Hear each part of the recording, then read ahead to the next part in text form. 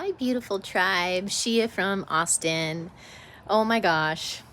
I have so much to share with you that I can't even keep up with it. That's how fast things are happening. But that's a good thing. Um, so I'm going to give you the highlights. And I am entitling this one Alpha Surrendering to Self Care because I know a lot of people relate to this.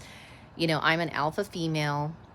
It is harder for us to admit that we're tired, and it's harder, I know, for me to not be able to produce at a certain level every day when I'm tired. So as you may remember, I just did this huge initiation portal move from from Maui, Hawaii to Austin, Texas, which is overseas, like halfway around the world. And it's a huge adjustment.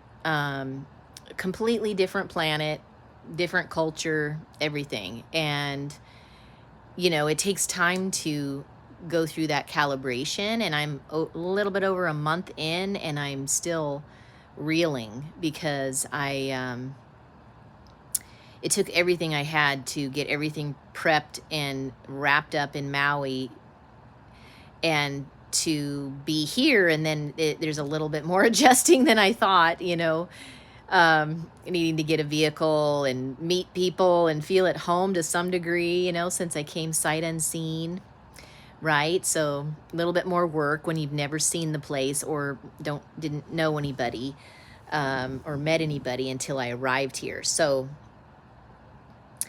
thank God I talked to a couple people on the phone that, you know, were friends of friends kind of thing.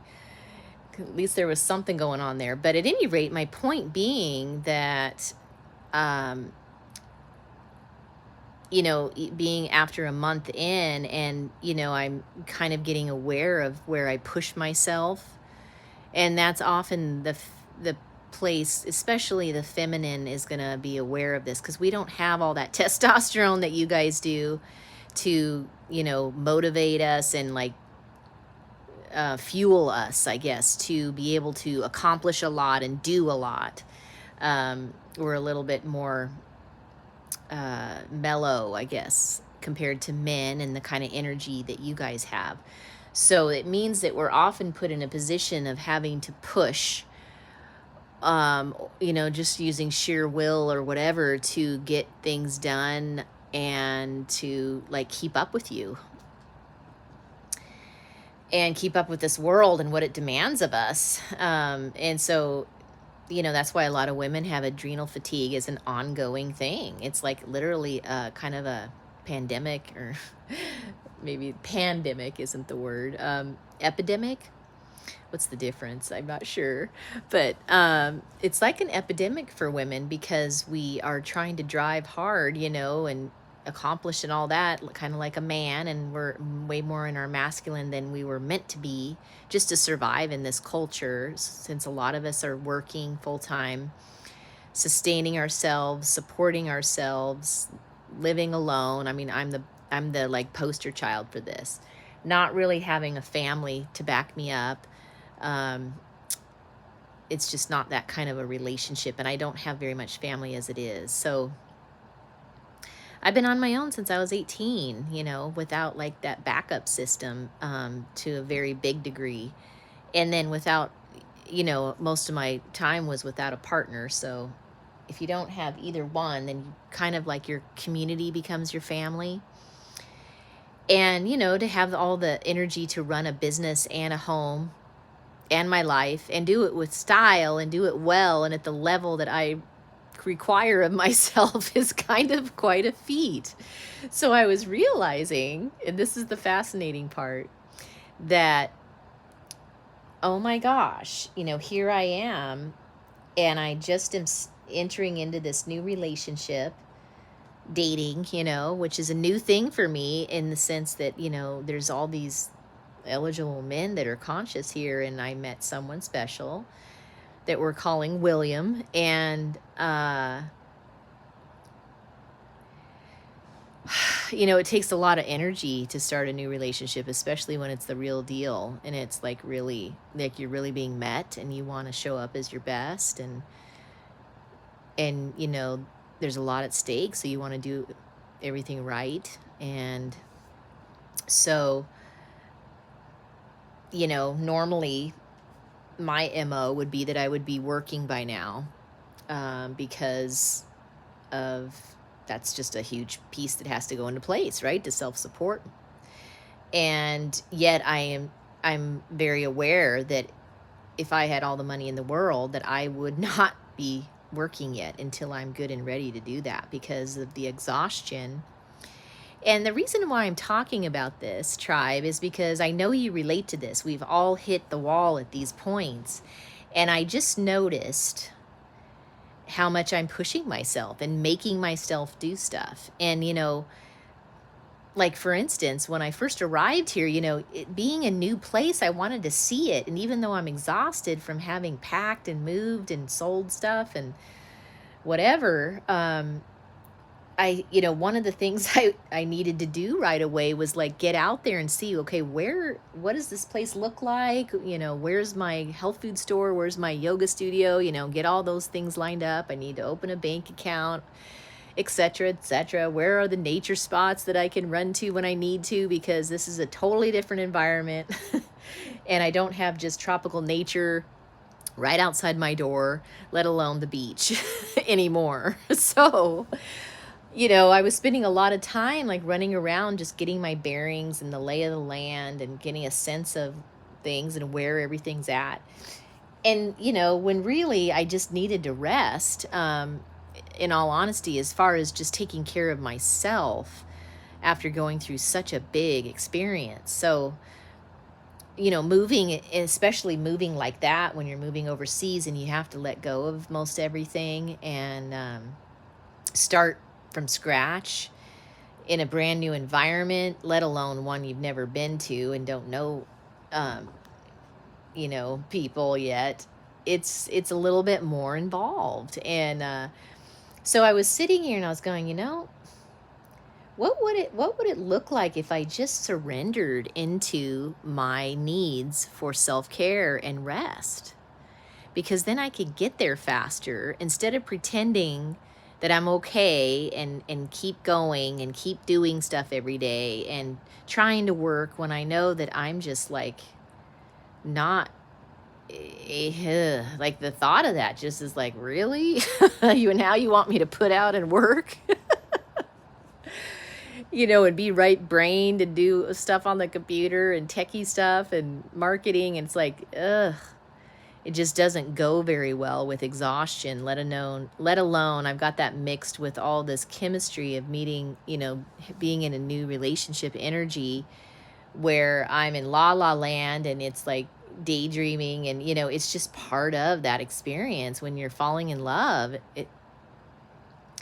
It's kind of hijacking, right? And so it was just kind of awesome to be like, wow, what would that look like if I just took care of myself until I feel like I'm there? And of course it's a process. It's not like you could speed it up so much, but I certainly can give it more attention and kind of do what I need to do to get there faster because if I just kind of ignore it, my exhaustion, and just keep pushing myself, it's never going to heal. And so it's funny what that means to me is I actually spend a lot of time in my bed. My bed is one of my happy places. It's where I journal and where I listen to YouTubes and, do my computer stuff and all that. And it's just my safe, happy place. And I am very nurtured by being in my bed and doing those things. And I love to listen to spiritual YouTubes that are enlightening and informative and inspiring. And a lot of times it ends up feeling like they're giving me a pep talk or a spiritual coaching session, and I could just listen to one after the other and just eat that up and build myself up. And then there's affirmation ones and all that. It's just very positive energy infusions that I just like when I'm tired or needing to nurture myself, that's my go-to, really, is I'll lay down and I'll just listen to all this amazing, fascinating spiritual insight and from all these YouTubes. And of course I have my favorite readers and tarot people and affirmation people and all that. And I just want to invite us, that when we are in that space, because it's so easy not to listen to ourselves or our bodies and just to keep going. And then that's when I just kind of pivoted and I was like, gosh, what would that look like if I just took care of myself? Because that's obviously what I need. And it'll happen faster and I'll be able to bounce back faster if I really, devote to it, so that I'm not just dragging myself out more and more, and having it take longer to reboot. So hopefully that's inspiring to some of you, especially if you're an alpha, male or female, because we do have a hard time admitting that we're tired. I don't know, we have maybe a superhuman complex or something like that, superhero complex, where, I like to get a certain amount done every day, and that makes me feel empowered. And I get off on that. And the hilarious thing is, even on a down day, I am accomplishing so much that my down day is the equivalent of somebody else's power day. And so I have to remind myself of that, because sometimes I can just even sit here in my bed and get on a roll and get so much done, like through the computer and spiritually and everything else. It's it's amazing. So yeah, I think sometimes as alphas, or just say you don't consider yourself an alpha, maybe you just like to, maybe it's just hard for you to admit, like me, when I'm tired or when I need self-care or when I have needs, that I need to tend to keep myself going. And maybe I'm not able to produce as much that day or something. And to get okay with that, and willing to listen to my body and what it's saying and what it needs, because I'm realizing that in that month's time, I have done a lot. And at any moment during that time, I could have checked in with myself, and then my body's like, I could easily just take a nap right now, like at any moment, because I'm so tired. And so, that's not really how I like to live, when I just feel like, oh, I could just lay down at any time because I'm just done, and then like sometimes I just crash, energetically, and just like, okay, I'm definitely done. I don't have any more juice. And it's, it might be late afternoon or something. And, yeah, or I just need to go to bed early or whatever, because it just is what it is. Thank God for adrenal support tinctures and things like rhodiola and ashwagandha and ginseng, and all the testosterone supporting supplements like DHEA and Tomcat Ali. My new love, he gets B12 shots and testosterone shots, and that's another great way to help us when we're in this situation, because even men are testing way low on testosterone these days because of all the estrogens that are in our products. And so, isn't that a great segue into Tantra? So, there does come a point, usually it's midlife, somewhere in the 40s, where people like us who are, aware of this, usually do something to enhance our hormonal, what's the word?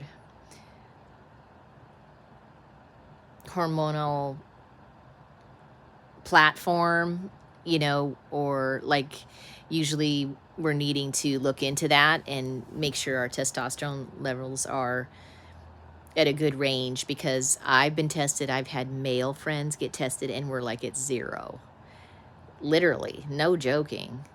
And so there are natural things we can do. There's always a natural solution, and that's what I recommend, because there's side effects to anything that's not natural.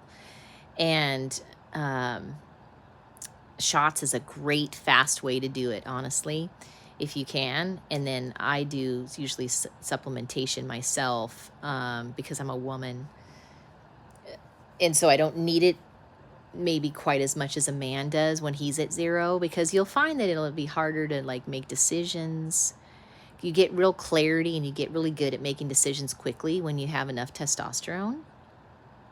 And just the energy level goes up, your muscle tone improves considerably.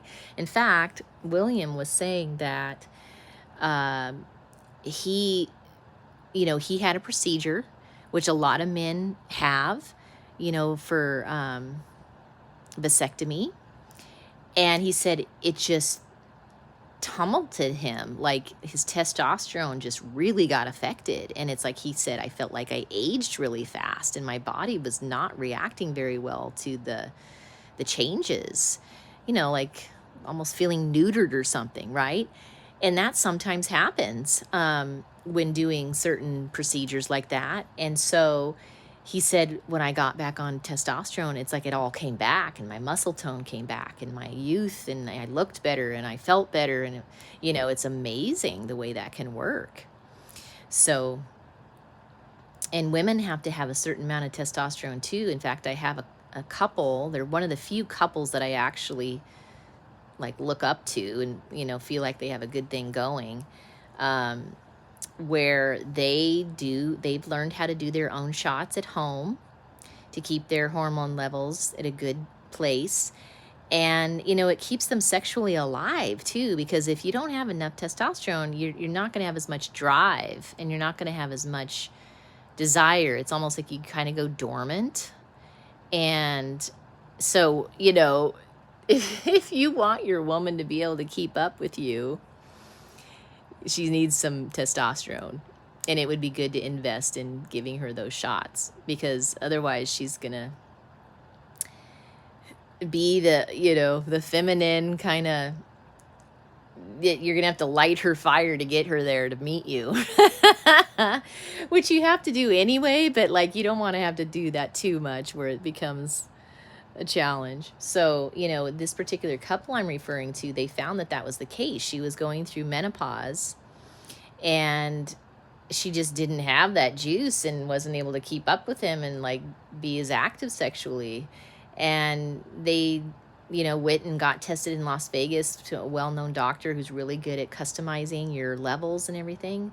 They did all that to the point where they could learn how to do it for themselves, and now take their own shots and order the testosterone and whatever else they use to complement it, to make sure that their levels are like that of a 20-year-old.